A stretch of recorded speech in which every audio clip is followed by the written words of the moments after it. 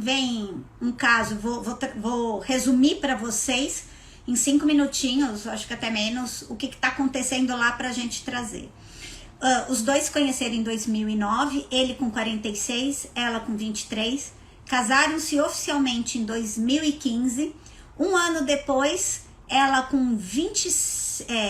um ano, né, em 2016, requer o divórcio dele sob a alegação de violência doméstica. Aí meio que já começou a rolar alguns comentários, algumas coisas na mídia, mas nada tão drástico quanto neste ponto. A partir de então, dessas acusações de violência doméstica por parte dele, ela faz um vídeo, né, traz lá uma reportagem toda roxa, dizendo que havia sido vítima. Ela não fala especificamente o nome dele, mas deixa entender que foi deste relacionamento dela, né, essa violência que ela havia sofrido. Primeiramente, ela não faz nenhuma queixa dele, não tem nada feito, mas ele entra com o primeiro processo por difamação após perder um papel de Piratas no Caribe, porque a Disney cortou o papel dele, porque ela coíbe qualquer tipo de violência ligados aos seus personagens, aos atores, né, ligados aos seus filmes diretamente. A Disney não deu continuidade, proibiu ele de dar, né, continuidade ao papel do Piratas do Caribe. E aí ele faz o primeiro processo contra ela na Inglaterra, porque foi aonde teria saído a reportagem no jornal lá, naquele tabloide londrino. Então ele faz lá assédio por causa de ter sido o jornal que teria publicado essa denúncia dela e tal. Ele perde este primeiro processo e aí ele resolve agora entrar com um segundo processo no estado da Virgínia, salvo me engano, nos Estados Unidos, que é a sede também do outro jornal que faz essa denúncia dela. A partir de então, começa a fazer a denúncia e traz, então ele vai fazer, o processo é recebido e é onde a gente está aí, 4ª semana de julgamento, ok? Então já escutaram testemunhas dele, estão na semana passada, escutaram ela, e nesta começam a escutar as testemunhas dela. Por que começaram por ele? Por uma regra processual, se começa pelo autor e depois a gente passa lá para os réus, ok? E aí, dentro deste cenário todo, nós temos violência física, violência psicológica, vem um laudo dele de relacionamento abusivo, um possível narcisismo, dela de bipolaridade, uma acusação, né, de bipolaridade pela psicóloga que ele contratou para fazer um laudo neste. Tem também, o que mais que a gente traz? Começa a se trazer umas questões processuais gigantescas, e aí a gente está nesse ponto, ainda não existe. Ela somente, o que nós temos de informação judicial, de processo, assim, a parte mais processual mesmo, é de que ela teria, quando ela faz a primeira parte do depoimento dela, ela teria pedido anulação desse julgamento, dizendo que não teria fundamento, que ela não fez injúria, ela não praticou difamação da pessoa dele, porque ela não fala do nome lá nessas reportagens, e aí o juiz nega e manda seguir o julgamento. Vamos lá pelo que a gente tem de diferença rapidinho com os julgamentos. Nos Estados Unidos, nós no Brasil temos uma lei, nós seguimos o Civil Law. O que é o Civil Law? A gente tem Código Civil, a gente segue Constituição, Código, a gente segue leis. Lá nos Estados Unidos eles seguem jurisprudência, cada caso é um caso, cada estado tem a sua jurisprudência definida, e a partir de então é que eles vão começar a fazer os julgamentos. Então não existe uma lei dizendo é difamação ou não é difamação, não traz assim, é isto ou aquilo. Lá cada caso é um, e esses casos é o que vão fazendo jurisprudência. O que é jurisprudência? Vários julgados iguais vão fazendo essa lei, ok? Então por isto que acaba tendo ali uma diferença, né, a respeito já é do nosso sistema. Outra coisa, ali a gente tem todos os julgamentos, se vocês pegarem, lembro que para nós, aqui no Brasil, é o julgamento do tribunal do júri. Tem a parte, tem advogado de acusação. Gente, vocês desculpam, mas eu passei perfume e o nariz agora tá coçando, que a alergia tá atacada há semanas. E aí, o que eles têm, né? Então lá eles têm aquela coisa de acusação, defesa, testemunha, como se fosse um tribunal do júri, que aqui no Brasil nós vamos ter única e exclusivamente nos casos, né, de crimes grandes, como estupro, assassinatos, né? E nunca se viu no Brasil, por exemplo, um julgamento ainda mais para uma área, será civil ou penal muito leve, alguma coisa de um julgamento onde dure 4 semanas seguidas, né? A gente tem dentro do Brasil alguns julgamentos, por exemplo, da Boate Kiss, que durou 10, 12 dias, mas nenhum que tenha durado, por exemplo, 4 semanas. Se a gente pegar 4 semanas, já vão aí para 20 dias de tribunal lá nos Estados Unidos, ok? E aí, o que a gente pode trazer, né? E aí a gente vai começar. O que chama atenção dentro deste caso para o que a gente vem discutindo já aqui no canal há muito tempo? A questão, se tudo que eles trazem aqui dentro, né? O que eles estão trazendo? Essa questão do narcisismo, do abuso psicológico, do abuso da violência física, né? Da violência doméstica praticada dentro do casamento, da bipolaridade, que isso tudo traz para nossa lição, para a gente dentro do Brasil. E aí a gente faz um paralelo muito, eu não sei se preocupante, se isso dá um alívio por um certo lado. Eu quero escutar a opinião de vocês. Ah lá, o Felipe é bom nisso para poder trazer pra gente aqui a opinião dele, né, Felipe? Vê se você me ajuda aí. A questão, né, da personalidade daquele casal em si, né, porque ali tá muito claro que um faz e o outro, sabe aquela coisa que Deus faz e o capeta juntou? É mais ou menos por aí, né? Ele tem a personalidade narcisista, não duvido que ele tenha feito violência doméstica física, né? A gente vamos colocar assim, a violência doméstica física, né, contra ela, e de que ela tenha reagido, de que ela tenha realmente uma bipolaridade, e ela também acaba tendo uma personalidade conflitante com a dele, né, que tem uma personalidade conflitante, e que ambos tenham ali feito ela, e isso tem até uma psicóloga americana que saiu falando, se vocês quiserem pegar, tem várias reportagens que a mídia vem colocando, vem acompanhando também, traz exatamente isso, de que o relacionamento abusivo seria de um lado e do outro, que não dá para dizer que só ele praticou e que só ela praticou. E aqui a gente traz um grande paralelo na nossa questão, que é o seguinte: dentro do Brasil nós não discutimos culpas para efeito de divórcio. Então, se fosse isso dentro do Brasil, essa situação toda, o que aconteceria? Nós teríamos uma ação por violência doméstica na vara criminal, provavelmente dela contra ele, não dele contra ela, né? Dela contra ele, provavelmente uma medida protetiva realizada por ela, mas isto não chegaria na esfera do direito de família, porque dentro das questões de divórcio nós não discutimos culpa, não importa qual é o motivo que leve aquele casal a se divorciar, né, mesmo que seja violência doméstica, não importa, ela não vai fazer efeitos para fins de casamento, para partilha de bens, para questão de alimentos entre o casal, e ela não vai não vai repercutir, por exemplo, na questão que é o quarto tema que a gente trata dentro das ações de divórcio, que é a questão de modificação ou não do nome, ok?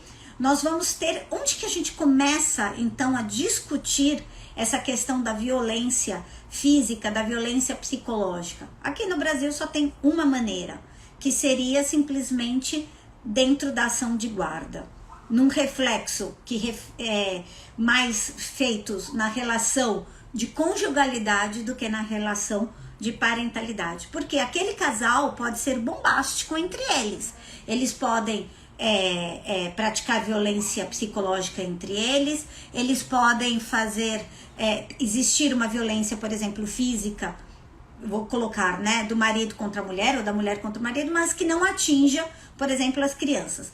muito, muito difícil, né? Quem pratica violência psicológica, principalmente, praticar só contra, por exemplo, o cônjuge, acaba sendo abusivo também em relação aos filhos. Então, nós temos aí, não dá para isolar, mas a princípio, os nossos juízes não entendem que este abuso psicológico afete diretamente a criança. Nós temos que ele vai afetar normalmente o casal, a medida protetiva vai ser feita em relação ao cônjuge, mas não vai atingir, a princípio a criança precisará no processo de guarda fazer isto.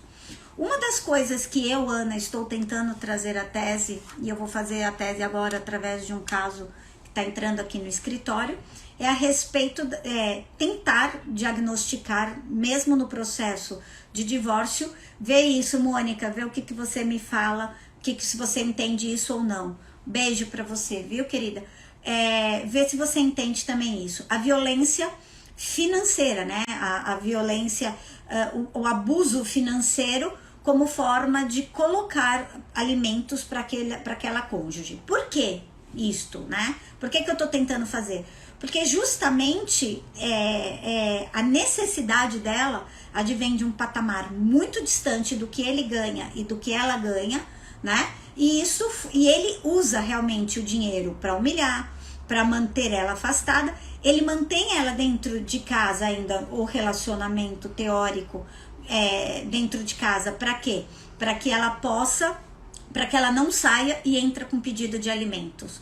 Porque ele sabe que se ela pedir alimentos para o filho menor, ela vai ganhar e ele não está, vamos dizer assim, a fim de pagar por este preço, ok? Então, nesse caso, nós temos essa situação, então, da violência financeira como uma forma de abuso também psicológico e que vai ter que ser verificado, e eu acho que a gente vai ter que fazer uma tese e levar adiante para fazer a aplicação. Então, nós temos aí a questão, então, que para os nossos tribunais dentro de direito de família não pegaria. Como nós falamos, pegaria dentro né? Não sei, Mônica, se a juizada dará, mas eu espero que sim, porque tem uma lógica, tem um reflexo, tem uma interligação.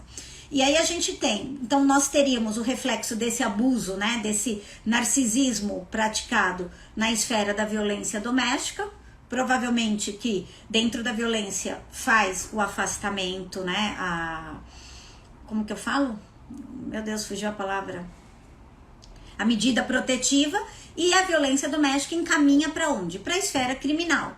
Uma vez o crime, né, de violência mesmo, né, de agressão, dependendo de ameaça, stalking, dependendo da situação que for ali colocada, mas pelo abuso psicológico ainda é muito brando, ainda muito difícil. Não existe, pelo menos a que eu saiba, se o Felipe ainda estiver aí, ele pode me corrigir, dentro da violência doméstica, exceto para o abuso sexual infantil, ainda não existe um estudo psicossocial feito em relação à vítima no criminal. Então a gente não tem toda essa história, a gente vai juntar um laudo, precisa ver se o psicólogo desta pessoa que foi abusada psicologicamente, aí com um diagnóstico possível da outra parte, se simplesmente o psicólogo dá, porque a gente tem muitos casos dos psicólogos não se molharem dentro dos processos de laudarem isso com todas as letras, ainda é muito brando, até mesmo dentro do direito de família. Ainda as pessoas não trazem com toda a clareza, mesmo que elas tenham opinião, elas preferem ficar neutras dentro desse processo e não trazer nada de informação, mas é a única coisa, a gente só vai juntar na criminal. Nós teremos alguma coisa em relação à esfera civil, aí sim, dano material, né, se essa pessoa, por exemplo, a partir de uma violência doméstica, ou de uma violência física ou de uma violência psicológica, ela, por exemplo, não consegue trabalhar, houve um afastamento, houve necessidade de medicamentos, tratamento, às vezes ficou lá com um braço quebrado, uma perna quebrada, se ela teve algum prejuízo, lucro cessante, nós podemos, depois de condenado na criminal, entrar na esfera civil para o dano material, mas eu desconheço qualquer ação que dê dano moral em relação à violência doméstica ou à violência psicológica, ok? A violência física. Vai dar o dano material, ela vai correr na esfera civil, mas o dano moral ainda não tenho, eu, Ana, não tenho conhecimento ainda de nenhuma condenação por dano moral nesse tipo de violência. O que vai dar no caso dos nossos astros, não saberemos. Mas tem uma característica muito interessante dela, que tem até uma análise, quem quiser olhar no YouTube, é um psiquiatra falando, que foi muito questionado, até talvez pela bipolaridade ou alguma outra espécie de síndrome que ela possa ter desenvolvido, né, durante esse processo e todo, é de que ele vestia terno num dia, no dia seguinte, no julgamento, ela estava vestida muito parecida com ele. Então, se ele usava uma roupa clara, ela também usava. Isto, eu vejo, Ana, mais como uma estratégia processual, talvez numa tentativa de igualar as partes ali, né, para uma estratégia que eles estudam, né, aquele muito caso, comportamento, eles estudam os comportamentos de quem serão o júri, pessoas por pessoas, para poder aceito, não aceito. Então, todo isso faz um processo, né, lá dentro deles, nesses julgamentos enormes que eles têm, eles fazem toda uma escolha com perfil, tudo, e até a roupa, o comportamento. Ele vem se passando por vítima, né? Também ele vem dizendo que tudo isso é ela. E aí ele traz uma coisa que, ao meu ver, como que eu posso dizer? Para mim, me levanta muita suspeita dentro do julgamento e me tira um pouco da credibilidade dele no depoimento dela ser agressiva. Ele fala até de um dedo decepado, que ela teria jogado uma garrafa nele e tal. É o fato dele usar, agora vir dentro do depoimento dele, de se dizer vítima de abuso psicológico enquanto criança. Então ele terceiriza, né, dentro dessa história, ele terceiriza a responsabilidade dos atos que ele praticou ao que ele viveu na infância. Se nós pegarmos dentro do transtorno da personalidade narcisista, né, quando a gente estuda o transtorno da personalidade narcisista, uma das grandes características é a responsabilização de terceiros pelos seus atos errados. Então, quando você está errado e que você não tem mais como negar, você passa, olha, eu agi assim, para de negar que não agiu, confessa, né, a maneira de agir daquela maneira.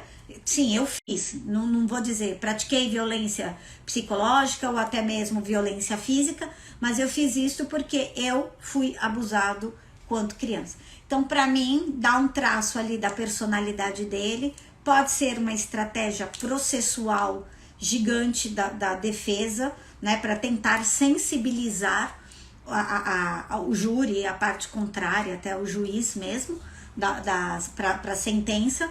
Mas para mim, eu acho que fica meio estranho isso aparecer agora.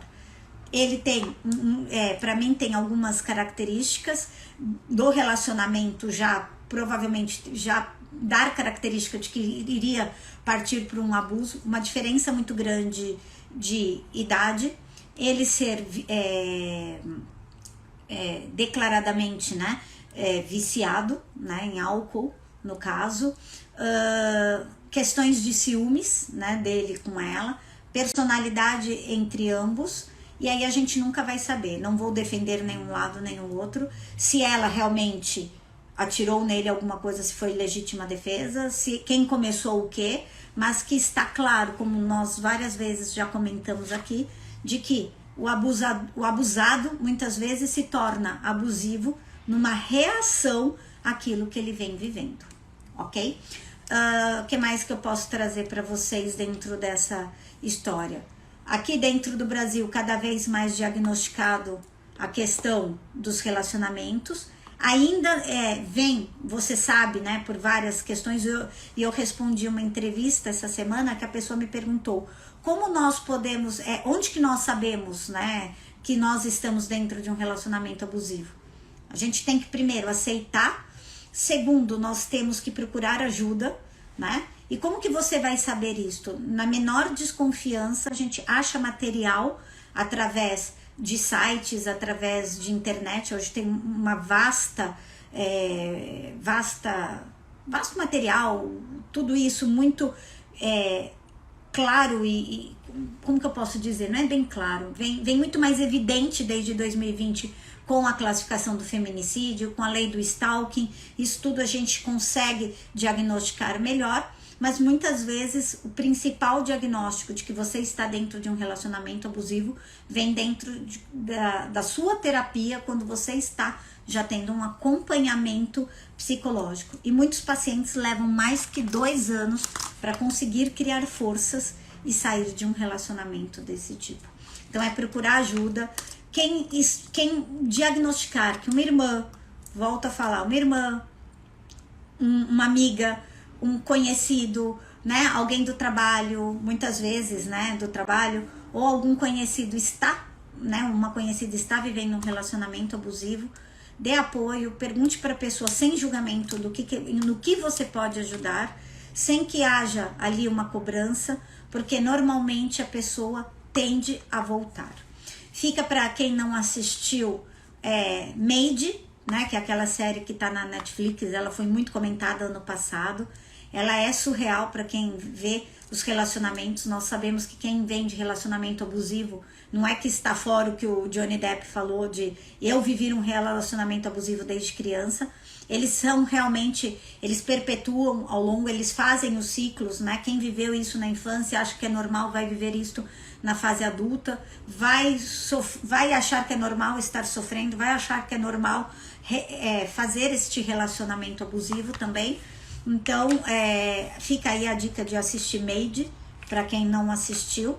Procurem ajuda, existem grupos, existem psicólogos que tratam aí do caso, né? Leiam e procurem, no caso também, se você estiver dentro de um relacionamento oficial ou não, procure um advogado de família especializado e que possa te apoiar dentro disso, ok? Alguma pergunta que ficou, quem quer falar? Porque hoje a live vai ser curtinha mesmo, sozinha.